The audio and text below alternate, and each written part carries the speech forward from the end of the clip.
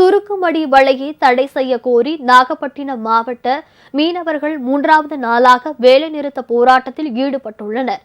நாகப்பட்டினம் மாவட்டம் அக்கரைப்பேட்டை மீன்பிடி துறைமுகத்தில் காரைக்கால் மாவட்ட மீனவர்கள் கூட்டம் ஞாயிற்றுக்கிழமை நடைபெற்றது. அப்போது மீனவர்களின் வாழ்வாதாரத்தை பாதிக்கும் சுருக்குமடி வலையை தமிழக அரசு முற்றிலும் தடை செய்ய வேண்டும் என தீர்மானம் நிறைவேற்றப்பட்டது.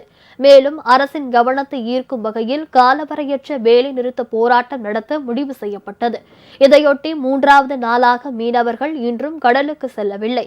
அக்கரைப்பேட்டை, செருதூர், பட்டினச்சேரி, விழுந்தமாவடி, காமேஸ்வரம் உள்ளிட்ட 27 மீனவ கிராமங்களைச் சேர்ந்த 700 விசைப்படகு மீனவர்களும் 4000 பைபர் படகு மீனவர்களும் கடலுக்கு மீன்பிடிக்க செல்லவில்லை. இதனால் படகுகள் அனைத்தும் கரையோரம் நிறுத்தி வைக்கப்பட்டுள்ளது. உங்கள் ராஜ் நியூஸ் தொலைக்காட்சியில் திங்கள் முதல் வெள்ளி வரை தினந்தோறும் பிற்பகல் 2 மணிக்கு உங்கள் பகுதியில் உள்ள குறைகளை நேரலையில் தெரிவிக்கும் புகார் பெட்டி நிகழ்ச்சி. பங்கு பெறுங்கள், பயனடையுங்கள், காணத் தவறாதீர்கள்.